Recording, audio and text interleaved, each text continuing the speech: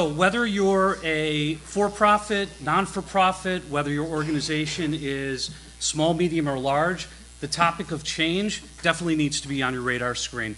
Markets are changing in front of us every day, and we as business leaders, if we don't make change with that, we're going to be at risk of have bad things happening with our organization potentially. So take a look at the big network broadcasters that have owned eyeballs for decades.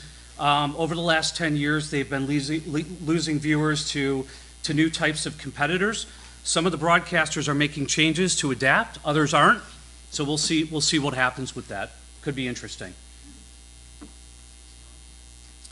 So change is scary, right? As we contemplate it, it can elicit a lot of emotions. All in the same day, we can love it, hate it, ponder about it, come up with new ideas about our business, and maybe at the end of the day, we're so exhausted, we want to take a nap.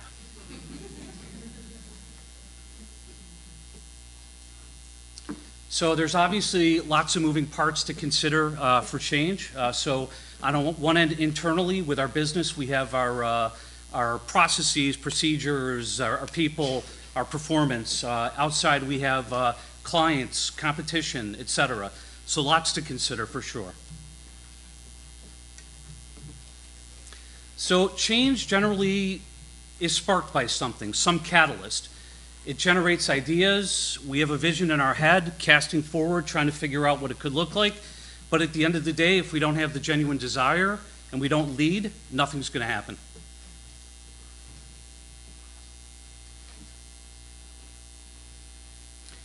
So we're all passionate about our businesses. If we think about changing, that could keep us up all night, every night. You might try to figure out the calculus of change and et cetera. It's human nature, and it's part of the process, but it's probably a good thing. So things change for a few different reasons, right? It's obviously company driven, something happens, or it's market driven. We can either take a proactive approach on it, we could be reactive, or stick our heads in the sand and be, with analysis paralysis.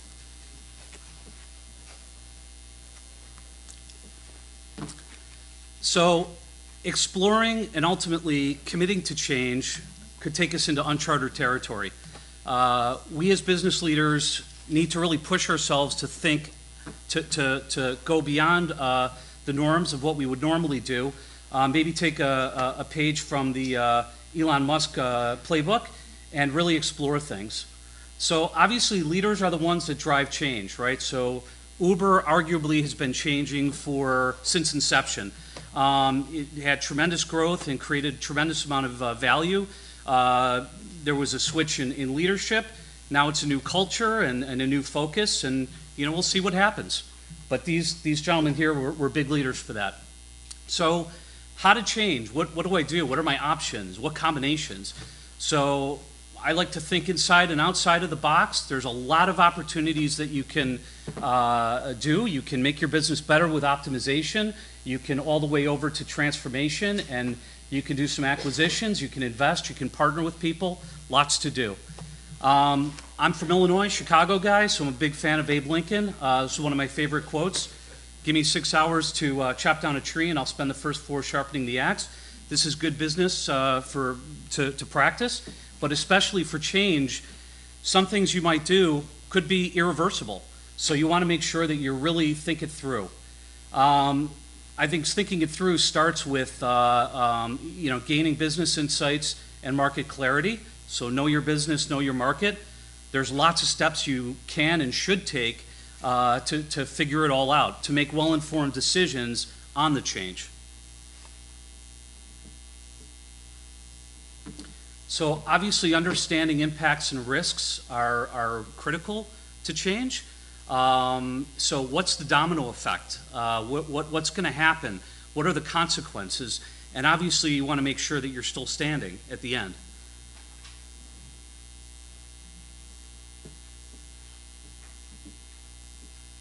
So there's risk of not changing. All these companies here were market leaders at one point. They obviously didn't adapt. They didn't make the changes they needed to. The train left the station. This poor guy wished he didn't miss it, for sure. He's got great luggage, by the way. So, you've done your homework, you've figured everything out, you've thought through the risks, you figure out what you want to do, what your combinations are. It's time to get your leadership aligned, right? That's critical. Make your decisions, and then ultimately you have to lock down a game plan. Pretty obvious, but it's not easy to do. That game plan needs to be viable. And of course, you really need to have a legitimate reason to want to change. Your strategy needs to be viable. Your action plan should probably be staged with milestones. And you need to make sure you have the capabilities and resources to get stuff done. So, one of the critical resources are your people, your team. All eyes are on you as a leader. You're the X factor that's going to either make or break this thing. It's critical you communicate with them early and often, and empower your team. There are probably a lot of control freaks in here. I'm a little bit one of them, but it's important that we empower our team to make change.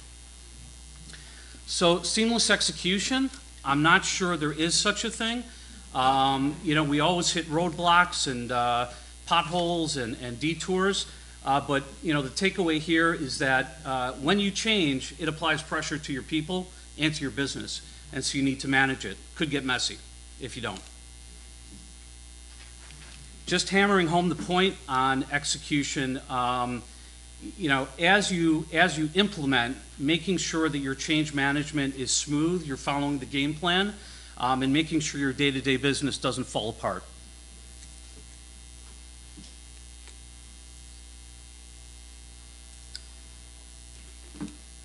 So in conclusion, change is good, must be managed, cultivated, and sustained.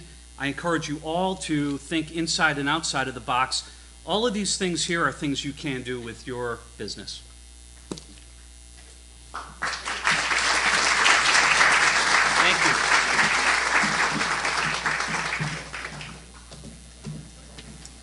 And one of the things I forgot to say, to mention, is that Tony Farid is, his company is 360XL.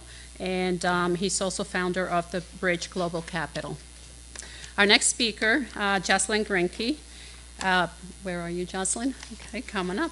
And Jocelyn is an adjunct professor at Westchester, at Mercy College.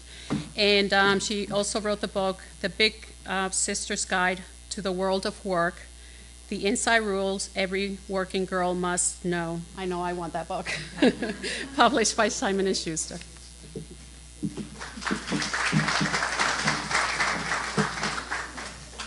Hi, good morning. Okay, here we go. The only way out of a tight box is to invent your way out. That's according to Jeff Bezos. And he knows the need to stay relevant, move forward, and adapt. Today we're talking about business climate and transformational leadership. Both embrace the concept of moving forward. These terms foster innovation, which is the blueprint for success. And what does your future look like? Everyone here wants to accomplish goals, make a mark, become financially secure, and enjoy life.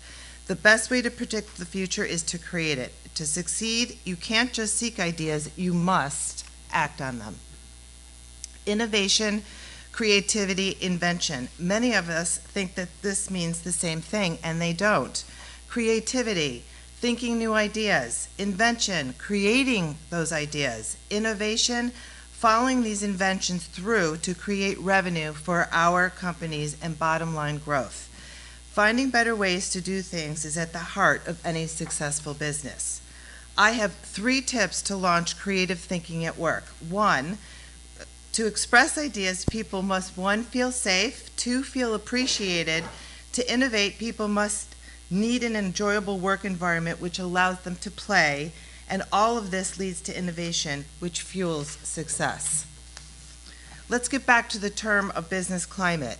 It's how people behave on a daily basis, the ebb and flow of daily activity.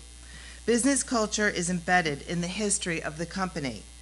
Business climate can change swiftly, like the boat on the left, windy and rushed, or sunny and slow and steady.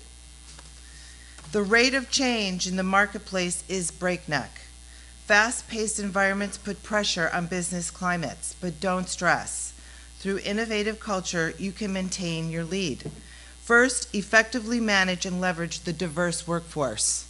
We have multiple cultures, languages, and 5 generations for the first time in history working together. While managing rapid change and a diverse workforce, how do you foster innovation? The answer is to tap into emotional intelligence. Recognize your and others' emotional mood swings to guide your thinking. Listen to grumpy employees, and listening fosters trust. Making employees part of the process drives change. Know that every move that you make is being watched. Your reactions can reassure your staff or make them uneasy. They'll know what you're thinking based on your nonverbal cues, like eye rolls or a smirk. As leader, our nonverbal reactions are critical. We need to effectively communicate our words if we like their ideas or not. To foster innovation, you need to break patterns. To do that, understand what those patterns are and why they aren't working. What happens when someone has a great idea? What's your climate for change? How do you make something different happen now? There are many different types of leaders with combination of styles and temperament. Leaders can be charismatic, transactional, autocratic, do as I say now, laissez-faire, democratic, bureaucratic situation. But who are the leaders who foster innovation? They're called transformational leaders. Transformational leaders set clear, actionable goals. They typically serve as models of integrity and fairness, and they apply SMART goals. They're specific with their instructions. They're measurable with their plans. They're attainable, they're relevant, and time-based. They have high expectations, and they frame all negative conversation into positives. Include all your employees of improving efficiencies and accountability, potentially saving you time and money. You will get diverse opinions and perspectives. All employees have very real ideas. By learning perspectives company-wide, you can learn about obscure yet important problems. Use negative information feedback to spark innovation. You see before you 3 out of 8 critical factors to manage and motivate people. People are what makes your business about 50% of your business model. Their experiences alone do not drive success. You need to promote a positive business climate and culture that promotes these factors. How do you do this? You may need to lead differently and work differently than you have in the past. As Steve Jobs said, it doesn't make sense to hire smart people and tell them what to do. You hire smart people so they tell you what to do. Here's a case study. Flexibility invites invention. The first plate of buffalo wings were served in 1964 where I'm from. The restaurants received scores of wings from its vendors by mistake of wings. Teresa was working that night and panicked. She slathered the wings with a spicy sauce, fried them, served them, and of course prayed. Because she worked in an environment that empowered her to take a risk and experiment or play, if you will, Teresa took the initiative to create. And she not only solved the immediate problem of serving customers, she innovated and ultimately launched a multi-million-dollar industry. Case study 2, a problem leads to 2 solutions. The first parking meter was developed in Oklahoma City in 1933 by a councilman as a solution for traffic congestion. There was a shortage of parking spaces. Merchants complained about low traffic turnover. The solution? Charging drivers to limit their parking time and easing congestion. In addition, a new revenue stream for the city. Because the councilman worked collaboratively with members of the Chamber of Commerce with little conflict and openness to his ideas, the councilman was able to solve a practical problem and create another unexpected benefit: money. When you foster innovation, you improve your organization and help yourself as a leader.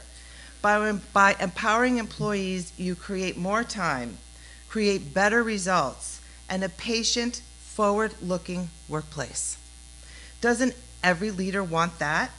Think what it would mean to your bottom line. To achieve it, look inward to your climate and your culture. What are your challenges? Does communication flow up or down? Is your turnover high? Employees, are they happy or not? Is your organization flat? Are your decisions made just by you? Is it team-oriented?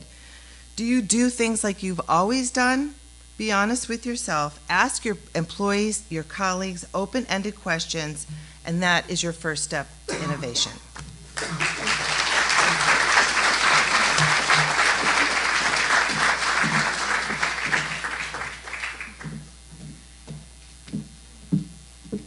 Okay, my next speaker is Karen Shore, who is the founder and president of SGC3.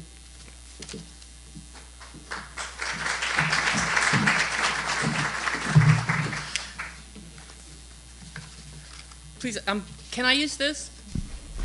Hello, hello? Yes, I can. All right. That lets me walk around. So let me just tell you a little bit about myself. If it's too loud or disruptive, let me know. My background, I'm a product of Westchester County. I actually grew up here, and I'm thrilled to be here to give back. I also happen to have a Bachelor of Science from the United States Military Academy at West Point and got my MBA at Harvard Business School as well. So I'm really thrilled to be here today to see all of the things that you have going on. And what I want to talk to you about is leading in growth environments. All of us here, good morning by the way, and all of us here are familiar with the Amish barn raising, where 30 or 40 individuals come together and within a 10-hour period erect a barn. That doesn't happen without effort. That doesn't happen without leadership. This is an organization where where George Washington, leader. I learned that at West Point. Anyway, leadership, these individuals had to have the same goal, build a barn. They had to have the right skills to do that. They had to know how to work with one another, and they also had to have a common set of values and a common culture that allowed them to work together. Those are the basics of leadership. I want to highlight some of the additional skills you'll need in a high growth environment. Flexibility. Things are going to change. You are going to have to adapt quickly to that change. There will be failure. Failure is not a precursor to a lack of success. You can make failures work for you. A great example of a company that was flexible is Netflix. They grew from 38 million to 11 billion in 15 years with 3 different business models. Version 1.0 versus Blockbuster, mail you the show. Version 2.0 versus cable companies, streaming of technology. Version 3.0, running behind. Version 3.0 versus content companies, they develop their own content and have 139 million users. A company that didn't do it well was Apple, the Newton handheld device that used a style to enter in the data and get the benefits associated with the handheld. It took them over 5 years to kill this product. But you know, and if you ask Steve Jobs why he killed it, he said it was for want of a finger. He believed that he wanted all of the benefits of the handheld device, but the ease of use with a finger. So that failure led to a success, the iPad. And that's what you need in growth environments. Another critical leadership area you have to focus on is knowing your people. You have to know the skills they have. You have to know the skills they don't have. You also have to understand what they want to do. People will do stuff for you even if they don't want to for a period of time, but the best successes come when you can marry those two entities together. And you have to know yourself, honestly, brutally, and factfully. A company that does this very well is WeWorks. The CEO of this company, they're growing astronomically, and every time he meets someone, is interviewing somebody for a job, even if he doesn't have a position open. And if you ask him why, he says because 1, it helps him assess his internal staff better.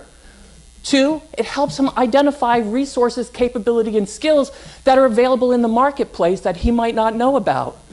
3, he also knows that it's a long lead time to hire people, so he wants to be able to have a bench strength to pull them in quickly. I want to warn you real quickly with people, if you're one of those people that thinks 1 of me is great, 2 would be awesome, 20 would be just amazing, please, you're making a huge mistake. That's the dolly sheep syndrome where you're cloning yourself. You need to bring in new talents, new skills, and challenge your people to do that as well. So we talked a bit about flexibility and about people skills. I want to quickly touch on as well resource allocation. It's tough in every environment. In a growth environment, you are not going to have enough resources. And that means that inherently, you are going to have to say no to something. When you make a choice to pursue something in a growth environment, you are inherently saying, I'm not going to do something else. And you are going to be inundated with a lot of opportunities when you approach this. Here's a good example of a company that approached this problem in a very creative way. Starbucks and Barnes & Noble. Starbucks, by putting the Starbucks in the Barnes & Noble bookstore, Starbucks was able to avoid going out and raising cash to open up new locations. They were able to avoid the time associated with launching new stores. And these were in prime locations. So that worked for them. Barnes & Noble got increased revenue per square foot, and they also got a brand that drew people in daily. One thing you have to understand, the new Coke example, that's the failure of resource allocation where you don't ask your customers, do you want what we are offering? Will you change to take it? And most importantly, will you pay for the change we're going to introduce? You don't have extra resources to do that. Resource allocation is one of the most important decisions you make, and it's really up to you to be creative and thoughtful in how you approach that. I hope those examples help to flesh it out a little bit. The next area I want to touch on very quickly, I'm speeding up my speech pattern, I can tell that. The next area I want to touch on very quickly is the importance of rejecting a leadership choice. So yes, I have an Army background and I know drill sergeants. There's a role for that. So there are two types of leadership that everybody always talks about. There's the consultating, coaching type environment, and then there's a drill sergeant.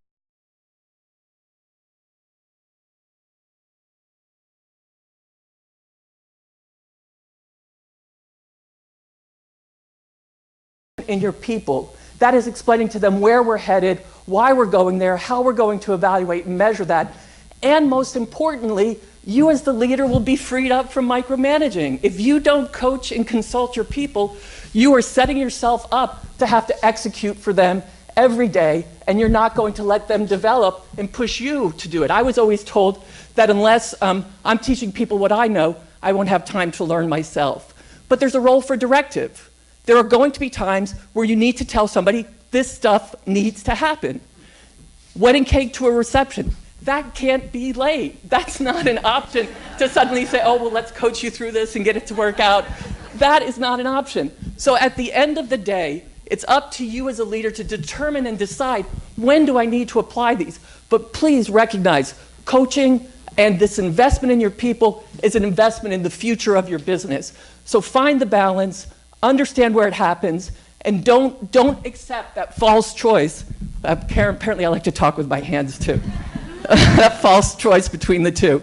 So I've shared with you some of the challenges associated with growth. I've shared with you some of the tips that I've learned through nearly X number of years where I've worked with, helped to raise over 30 million to launch companies from VCs and angels and private equity.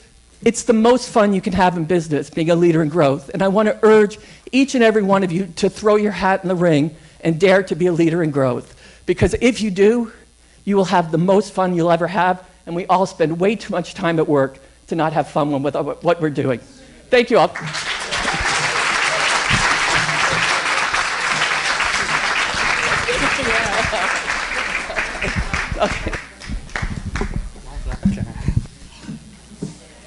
Okay, so our next speaker is John Watkins, our very own here at Westchester Community College, and he's a professor in the Department of Computer Information Technology and curriculum chair for cybersecurity. John. I'm not going to lie, I cheated. I added one more slide. That way it gave me a little bit of time to calm down here in the front before I start speaking. So it's going to start right after this one. I'm a professor here at Westchester Community College. I'm the curriculum chair for cybersecurity. And I'm also an IT consultant. I have a consulting firm that I've been running it for a little bit over 16 years. And I try to be an innovator every time. I got to tell you, the first time I heard about PechaKucha, the first thing that came to my mind was my son dressed last Halloween as Pikachu. It was the first thing that came to my mind. And it was really interesting, but actually going through and watching and figuring out how this works. Karen did a phenomenal job. I got to tell you, I think she goes on marathons. But let's start with the technology here, leading technology. We all technology hoarders. We all are. You know, you have old computers in your basements. You save every single email that you have, right? You don't delete it, don't clear out your mailbox. We are. And one thing that we have to consider it when you start thinking about implementing new technologies and being innovative.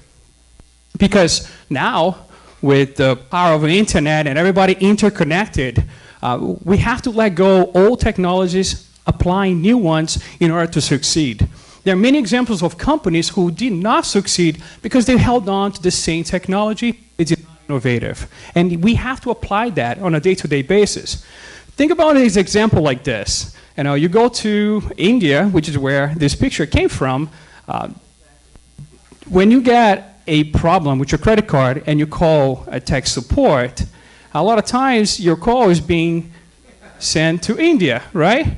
In this picture here, if you look at the GPS coordinates where it was taken, across the street is a Microsoft Center. Now, we have to implement, there's a lot of companies implementing disruptive technologies in order to enrich and enhance what they do. And there's a lot of examples. If you look at this chart over here, we have a breakdown, and you look at the performance, how much it changes if you take something that exists, innovative, and then implement it. A great example here is how we actually take a taxi right nowadays. How many of you have used a Uber or a Lyft? I've got to tell you, she was not happy when I took that picture when I got out of the airport. But it was really interesting because I never seen a car that would have both companies using it. Now, being innovative, you're going to have a lot of issues as well, and issues that you're going to have to work. You're going to have to figure it out. You're going to have to find ways to fix it. Again, he was not happy. He got a really, apparently Uber drivers can also rate your passengers. I know because I got a good rating. Now, through social media, we changed the way that we communicate, we changed the way we do marketing, we changed the way that we actually do business. We cannot be without internet, we cannot be without technology in order to succeed. How many of you have social media websites? All right. How many of you do not have social media? Okay, don't worry. Now, one of the things that's happening, it's changed the ways people interact. Okay, they're relying on technology in order to communicate. We have to actually sometimes change a little bit and create that one-to-one communication in person. Oh, this is faster than I thought. Now, working as a teamwork is something that's very important as well, because implementing technology and being a leader in technology by yourself, it's not going to work. You're going to have to have a group. I have no idea what slide up. Microphones break it down. I'm going to go back to this one. All right. Now, through technology, we're changing how we interact with people, how we hire newer people for our workforce. For example, in this picture over here, as you can see, he's ready to go and have a nice performance on the park with his skateboards. And by applying technology and taking that, we have to actually climb a set of steps in order to be able to be innovative, leading technology. And it's a long ride, you know. You're going to actually test things. You're going to try different things. And in order to be able to have a successful implementation of new things. But one of the things that we need to talk is actually the white elephant here in the room, in business, you know, which I don't think you may not be aware of it. What do you think will be the major problem implementing technology nowadays? Anyone? Think? No, actually, we have to worry about security. You know, adding new technologies, if you're not concerned about security, come on, I'm a cybersecurity professor here at this school. Yeah, remember, I'm going to be talking about security a little bit. If we don't do this, we actually setting ourselves for failure, because if you have data breach, if you have systems being compromised, what's going to happen in the end? You will lose your clients. This is an example where a director of a big company that we manage, she misspelled the word Facebook. If you look right in the middle, it's F-A-C-B-E-O-O-K. And if you look at this chart here, this is exactly what happened to her hard drive. A malware got downloaded automatically to her computer. Thank God we track everything and we blocked it. Now, there's also implementing technology and in creating new products that are not going to be successful. As you can tell here, my students will love to have this, so the way they can actually take a break. You put their hat, but the company actually ran a survey before they implemented that. Sometimes we have to follow existing trends. We're just going to follow and perform the same way that everybody else does. But it will be on you to actually change it, make it better. The word hacking doesn't mean, oh, I'm going to break into your systems. That's Hollywood. The word hacking means changing it. And don't worry about AI. AI, it's been around for a long time. Only because now you're putting a robot that can actually move around that you're concerned about. No, your data has been manipulated by artificial intelligence for a long time. We don't have to be so concerned about it yet. Later on, perhaps. Another thing that I need to tell you is you need to plan for rainy days. I had companies who opened up, did really well, and then there was issues in the market, and because they were not using technology, they're not actually concerned about if everything went sour, they had to shut doors the next day. I know because they didn't get paid for it, a lot of them. And so one of the things is adding technology, implementing, changing, being innovative. Don't worry if your belly flops. It's okay. You can always go and change it and get something else and make it again. It's like running a new business. And if you have an issue, you go through it first time and then you fix it. Thank you, guys.